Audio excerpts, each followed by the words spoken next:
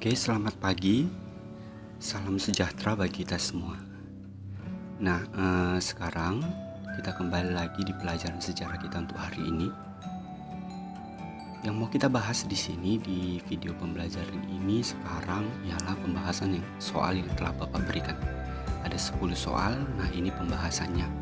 Pahami dan tanyakan kepada Bapak apabila ada yang kau nggak ngerti. Bisa ya? Oke, kita mulai. Ini dia pembahasannya. Pembahasan soal ya. Nah, katanya soal pertama, perhatikan peta di bawah ini.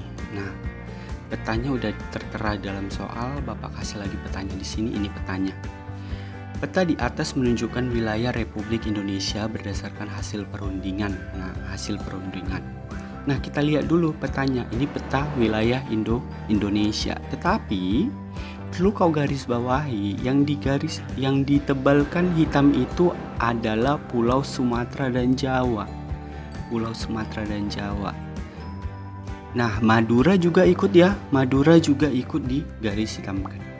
Nah, jadi kalau dibilang Pulau Sumatera, Jawa, Madura, ini merupakan perundingan apa? Nah, ini mau kita bahas. Nah, itu nanti jawabannya adalah ayam. Perundingan Linggarjati. Nah, perundingan Linggarjati. Kok bisa perundingan Linggarjati? Oke, Bapak bahas ya. Nah, ini dia perundingan Linggarjati seperti sesuai kesepakatan kita dan pemerintah katanya 15 November 46. Nah, ini cengkunek-cengkuneknya perwakilan-perwakilannya dari setiap negara yang mengikuti perundingan Linggarjati. Nah, kita mau tahu isinya biar kita tahu wilayahnya, ya kan? Kata isinya itu yang pertama, Belanda mengakui Indonesia secara de facto atas wilayah Jawa, Madura, dan Sumatera. Kemudian yang kedua, katanya Belanda akan mengakui atau meninggalkan daerah de facto yang Jawa, Sumatera, Madura tadi itu paling lama 1 Januari 49. Kemudian yang ketiga, katanya pembentukan negara federal yang disebut RIS. Ya, kemarin sudah bahas negara federal itu merupakan negara bagian. Nah, kita akan dibentuk sebagai negara bagian, diantaranya RIS yang terdiri tadi Jawa, Madura, Sumatera. Kemudian ada Kalimantan yang wilayahnya Belanda, Timur Besar, Papua, Bali dan sebagainya itu katanya wilayah Belanda. Kita mau disatukan di atas nama RIS bukan RI. Kemudian yang keempat katanya pembentukan Uni Indonesia Belanda yang diketuai oleh Ratu Belanda. Nama ratunya tadi yaitu Ratu Wilhelmina. Udah kemarin Bapak kasih ya fotonya Ratu Wilhelmina ini gimana. Nah, yang perlu kita garis bawahi adalah Jawa, Madura, dan Sumatera. Nah, ini yang menjadi wilayah dalam perundingan Linggarjati sesuai dengan peta. Tadi dihitamkan di dalam peta itu adalah wilayah Sumatera dan Pulau Jawa. Nah, itu ya yang dihitamkan. Nah, itu yang dihitamkan berarti pas ya, jawabannya adalah perundingan Linggarjati. Jadi Pak, yang mau kami tanyakan, kalau dalam perjanjian Romroyan wilayahnya apa Pak? Kalau Romroyan itu nggak ada ya, nggak ada membahas wilayah, itu hanya pengembalian ibu kota, pengembalian pemerintah Republik Indonesia. Kemudian apalagi Pak, mengikut serta baik Belanda maupun Indonesia nanti katanya ikut serta dalam konferensi meja bundar yang akan dilakukan di Den Haag.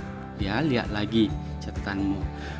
Kemudian Pak, kalau konferensi inter-Indonesia ini bagaimana Pak? Ini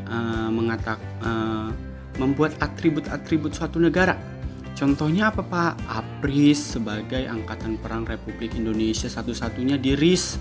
Kemudian bendera merah putih, bendera RIS dan lain-lain ya. Nanti kita bahas setelah soal ini, nanti kita bahas itu masuk kita konferensi inter-Indonesia. Kemudian kita masuk kepada perjuangan diplomat mengenai Papua atau Irian Jaya. Kemudian Renville Pak, lihat lagi di Renville-mu dikatakan bahwa wilayah Indonesia diakui atas Pulau Sumatera, Pulau Jawa itu hanya Jawa Tengah. Berarti kalau dihitam-hitamkan seperti di dalam peta kita ini, berarti dia Pulau Sumatera dihitamkan, kemudian Jawa Tengah. Nah, Jawa Tengahnya aja dihitamkan. Kemudian Jawa Barat sama Jawa Timurnya Pak itu nanti putih. menandakan bahwasanya itu bukan wilayah Republik Indonesia. Paham sampai di sini? Kalau ada yang mau ditanyakan, tanyakan langsung sama Bapak biar kita bahas ya kan dalam Google Classroom kita ini. Oke, kita masuk kepada soal yang kedua. Apa katanya? Soal kedua, perundingan Linggarjati dilaksanakan di Kuningan, Jawa Barat pada tanggal 10 November 46. Itu ditandatangani 15 November ya. Perjanjian Linggarjati 10 November, maksud Bapak 10 November itu mulai dari situ sampai 15 November nanti dilakukan sebuah perundingan ini. Nanti ditandatangani pada tanggal 25, itu maksud Bapak, 25 Maret 47. Dalam sebuah upacara kenegaraan yang diselenggarakan di Istana Rijswijk. Nah, ini sekarang istana negara kita. Perdana Menteri yang ikut menandatangani perjanjian Linggarjati ini katanya siapa? Di choice kita itu ada katanya Wilopo, B. Natsir, C. Muhammad Hatta, dan D. Sultan Syahrir, dan E. Amir Syarifuddin. Nah, langsung lihat. Nah, kita langsung bisa lihat ya, di situ ada Perdana Menteri Syahrir. Berarti jawabannya adalah dodol. Oke. Kemudian nomor 3. Peta lagi. Perhatikan peta di bawah ini. Wilayah yang berwarna merah merupakan wilayah RI katanya. Oke, merah itu ada Sumatera dan beberapa Sumatera ada hilang ya. Kemudian Jawa Tengah, dilihat dari Jawa Tengah berarti apa ini? Peta apa? Berarti ini merupakan peta Renville. Bisa ya langsung ya. Dapat kita ini merupakan peta Renville dari perjanjian Renville. Nah, nggak ada di situ banyak kali ya choice-nya, panjang-panjang kali, nggak ada hanya dibilang ini merupakan peta Renville. Oke, kita cari katanya A. Arah pergerakan tentara Belanda di Indonesia dalam agresi militer Belanda yang pertama. Kemudian apa? Wilayah-wilayah RI setelah KMB setelah KMB enggak ya? Kalau di dalam KMB Papuanya yang enggak berwarna. Bisa ya? Papuanya yang hanya Belanda. Kenapa? Karena salah satu isi KMB adalah Papua akan dibicarakan 1 tahun ke depan. Berarti dari Indonesia Aceh sana sampai Maluku, pokoknya hanya Papua itu masih berwarna putih. Itu bukan Republik Indonesia kalau dalam KMB ya. Wilayah berarti bola salah. C. Wilayah-wilayah kekuasaan Indonesia pasca perjanjian Romroyen di mana wilayah Indonesia semakin sempit katanya. Romroyen enggak ya? Ini enggak Romroyen. Kalau Romroyen tadi gimana? Romroyen itu setelah Renville. Kita mau cari Renville-nya, iya kan? Negara-negara yang D katanya negara-negara boneka bantuan Van Mook yang sengaja dibuat oleh Belanda sebagai salah satu taktik untuk memecah belah persatuan dan mempertahankan kekuatan RI yang baru merdeka. Kita simpan dulu. Wilayah kekuasaan RI pada saat memproklamasikan. Ini pada saat memproklamasikan kemerdekaan Republik Indonesia tanggal 17 Agustus 45. Kalau pada saat memproklamasikan berarti wilayah kita sempurna ya, dari Sabang sampai Merauke, itu wilayah Republik Indonesia. Berarti ini apa jawabannya? Ini jawabannya merupakan A, ayam. Nah, apa ya ayam? Arah pergerakan tentara Belanda di Indonesia dalam agresi militer Belanda yang pertama. Kenapa kok bisa ayam, Pak? Ingat, yang diakui itu kalau dalam Renville itu Sumatera, Jawa Tengah. Nah, di Sumatera bisa kau lihat itu masih ada itu berwarna biru yang merupakan bagian si wilayah Belanda. Nah, itu salah. Ini wilayah pada saat agresi militer Belanda yang pertama. Kemudian nanti dalam Renville dibilang, oke, kita damai tapi khusus Jawa Barat dan Jawa Timur itu wilayah kami ya. Maka dalam perjanjian Renville dikatakan Belanda mengakui Indonesia secara de facto itu atas wilayah Sumatera, Jawa Tengah, dan Yogyakarta. Ini merupakan berarti perjanjian Renville kan akibat dari agresi militer Belanda yang pertama. Paham? Nah, jadi jawabannya adalah ayam. Nah, boleh ya? Kalau ada yang mau ditanyakan langsung tanyakan sama Bapak. Ini ya tadi isinya itu ya. Belanda hanya mengakui Jawa Tengah, Yogyakarta, dan Sumatera sebagai wilayah RI. Disetujuinya garis Van Mook. Nah, si Van Mook inilah nanti kalau ada warna yang berbeda di Sumatera itulah garis Van Mook. Itulah garis batas Van Mook. TNI ditarik mundur dari Jawa Barat dan Jawa Timur. Jelas ya, karena Jawa Barat bukan lagi wilayah Republik Indonesia maupun Jawa Timur bukan lagi ke wilayah Republik Indonesia, melainkan hanya Jawa Tengah. Jadi setiap TNI, setiap masyarakat Indonesia yang ada di Jawa Barat dan Jawa Timur itu harus mengungsi ke Jawa Tengah, yaitu wilayah Republik Indonesia. Bisa ya? Oke, kita lanjut yang keempat, nomor 4. Pada tanggal 19 Desember 1948, Belanda secara sepihak melakukan pembatalan persetujuan Renville dengan yang merugikan pemerintah Indonesia, yaitu kita masuk dulu timeline. Timeline itu apa, Pak? Garis waktunya. Kita mau secara kronologis. 15 November katanya terjadi perjanjian Linggarjati. Kemudian ada 21 Juli sampai 5 Agustus itu terjadi yang namanya agresi militer Belanda yang pertama, ya kan? Kemudian pada tanggal 8 Desember 47 sampai dengan 17 Januari 48 di sini nanti terjadi yang namanya perjanjian Renville. Setelah perjanjian Renville ada tanggal 19 Desember 48 di sini nanti terjadi yang namanya agresi militer Belanda yang kedua. Kemudian setelah agresi militer Belanda yang kedua terjadi pada tanggal 19 Desember 48 tadi itu, kemudian terjadi lagi peristiwa yang namanya 7 Mei untuk mengakhiri agresi militer Belanda yang kedua, itu tahun 49. Ada nanti yang namanya perjanjian Romroyen. Nanti banyak lagi ya. Makanya Bapak taruh di situ tanda panah terus ke sana karena ada lagi peristiwa-peristiwa penting seperti KMB belum kita bahas di sini ya. Oke. Katanya dalam soal persetujuan Renville dibatalkan tanggal 19. Kemudian merugikan kemudian katanya si Belanda melakukan sebuah tindakan yang merugikan pemerintah Indonesia. Langsung aja lihat setelah Renville apa yang terjadi, agresi militer Belanda yang kedua. Langsung bisa dijawab, yaitu jawabannya adalah A, ayam. Wait.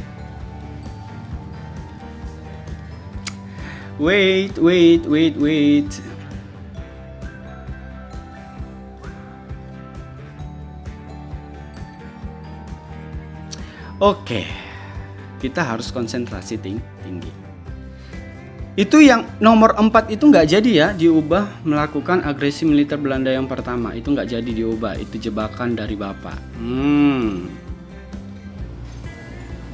Apa jawabannya? Jawabannya adalah cantik. Tentara Belanda menawan presiden dan wakil presiden serta sejumlah menteri. Kok kayak gitu, Pak? Alasannya apa, Pak? Ya kan? Alasannya, ingat agresi militer Belanda yang kedua, itu ngapain? Agresi militer Belanda yang kedua itu pada tanggal 19 katanya kan. Itu ngapain? Nah, ini dia.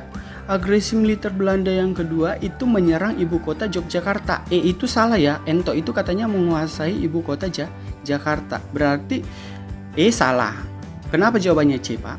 Karena pada agresi militer Belanda yang kedua itu yang menjadi sasaran daripada pemerintah Belanda adalah mengambil atau menawan pemerintah atau pemimpin-pemimpin tinggi Republik Indonesia dan sejumlah menterinya.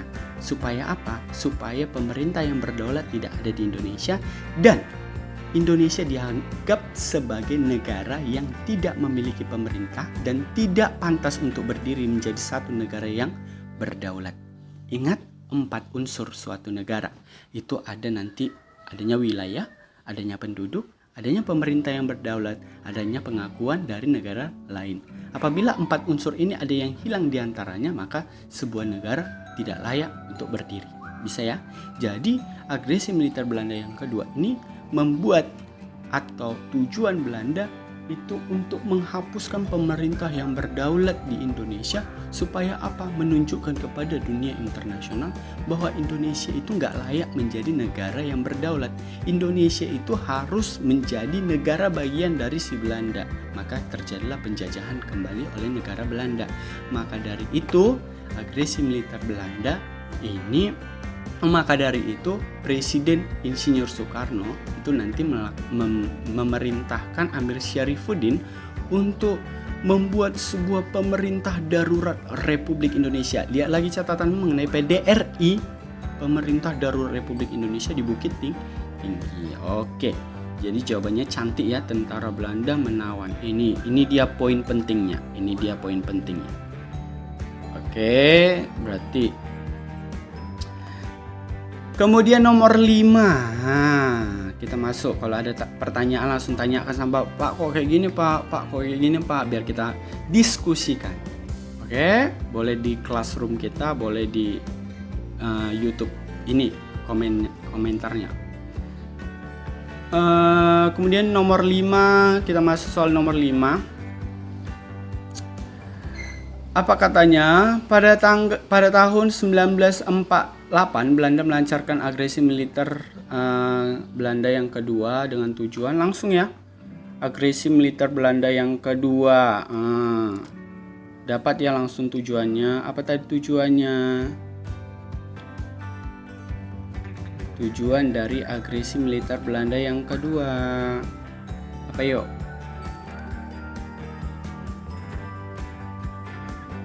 Tujuannya adalah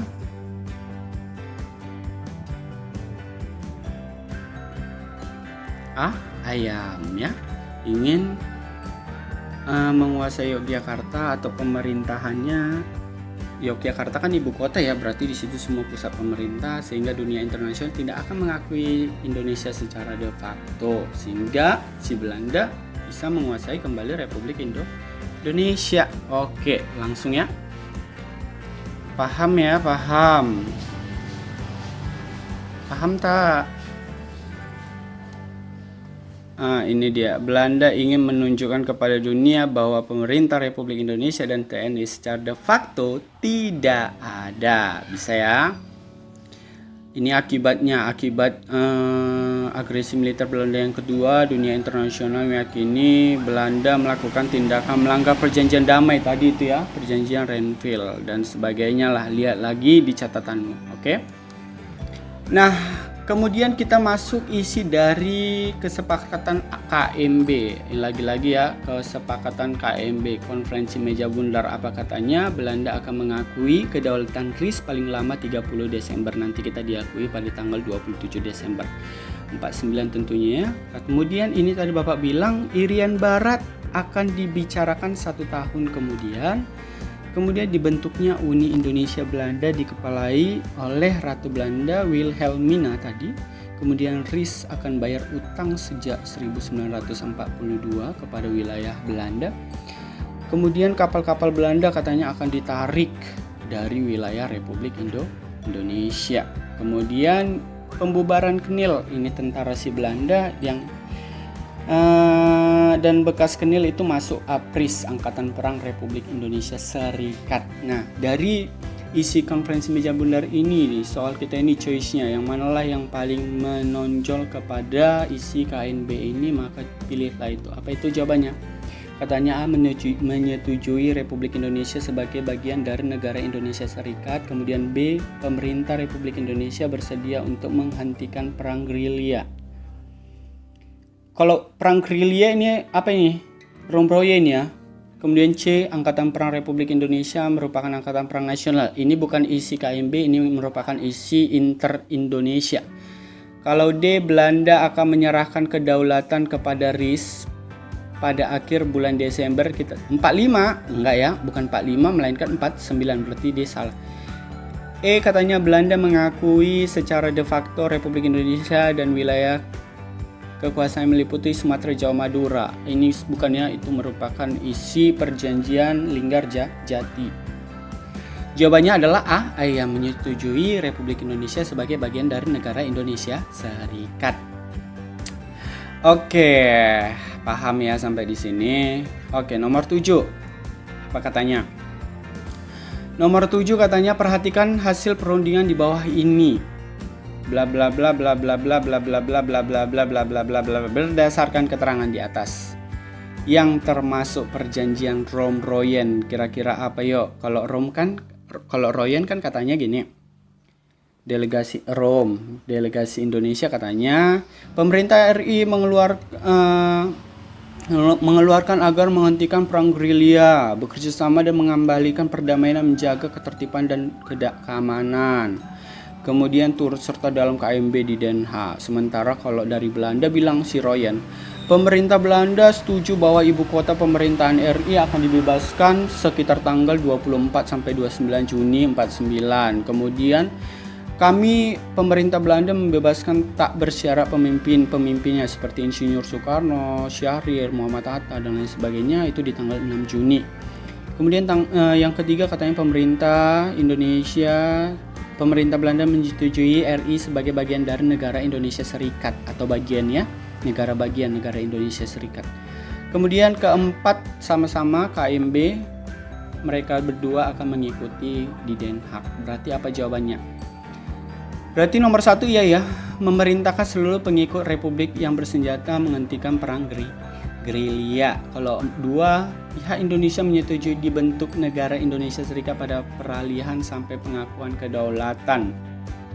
Yang ketiga, menyetujui Republik Indonesia sebagai bagian dari negara Indonesia Serikat. Belanda bebas membentuk negara-negara federal di Indonesia di daerah-daerah yang diakuinya dengan melalui jajak pendapat. Jajak pendapat gak ada ya? 4 salah. Berarti 1 dan 3. Jawabannya adalah bola. Paham? Macam tak soalnya ya kan jijik awak. Oke, kita lanjut. Nomor 8. Apa katanya? Agresi militer Belanda yang pertama tanggal 21 Juli 47 di wilayah Republik Indonesia merupakan tindakan pelanggaran nicak atas kedaulatan RI. Untuk menyelesaikan masalah ini antara RI dan Belanda diadakan agresi militer Belanda yang pertama.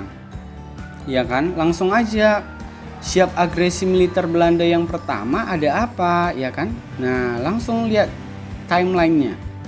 Berarti ada perjanjian Renville. Siap perjanjian Renville, agresi militer Belanda yang kedua. Berarti jawabannya adalah bola.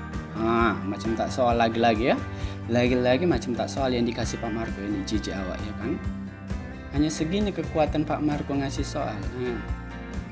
Palak pula awak ya kan. Emosi awak 10 ini benar. Oke, nomor 9. Apa katanya? Alasan Belanda melancarkan agresi militer Belanda yang pertama ialah ini dia. Kita langsung masuk agresi militer Belanda yang pertama. Ini dia cengkuneknya ya. Ini dilakukan 21 Juli sampai 5 Agustus 47. Latar belakangnya penafsiran kenapa terjadi karena adanya penafsiran yang salah antara dua belah pihak mengenai perjanjian Linggarjati. Kalau si Indonesia bilang bahwa perjanjian Linggarjati ini menganggap bahwasanya kami ini menjadi negara yang berdaulat yang nggak perlu melaporkan segala tindakan kami kepada si Belanda. Nah, si Belanda bilang, kalian harus melaporkan seluruh tindakan kalian dalam perjanjian Linggarjati itu karena kita dibentuk menjadi negara yang serikat. Nah, kita langsung masuk ke tujuannya. Tujuannya ada 3, yaitu mengepung ibu kota dan menghancurkan kedaulatan RI, merebut pusat penghasilan makanan dan bahan ekspor, menghancurkan RI. Nah, jadi apa kira-kira jawabannya dari choice kita ini? Secara singkatnya, Bapak buat di situ jawabannya adalah C. Belanda ingin menguasai seluruh wilayah Indonesia. Kenapa Pak? Dengan dihancurkannya kedaulatan RI, dengan dihancurkannya pertahanan Indonesia yaitu TNI, Belanda ingin menguasai seluruh wilayah Indonesia. Bisa ya? Oke, langsung pemimpin delegasi Indonesia dalam perjanjian Renville. Lagi-lagi perjanjian Renville ya. Lagi-lagi perjanjian Renville yang pada tanggal 17 Januari ini. Langsung dapat. Apa itu? Siapa delegasinya? Berarti jawaban nomor 9 tadi adalah cantik. 10 jawabannya adalah Amir Syarifuddin Ayam. Oke, ada pertanyaan? Kalau ada pertanyaan, langsung tanyakan sama Bapak. Yang mau Bapak tanyakan, Jawab untuk menambah nilaimu.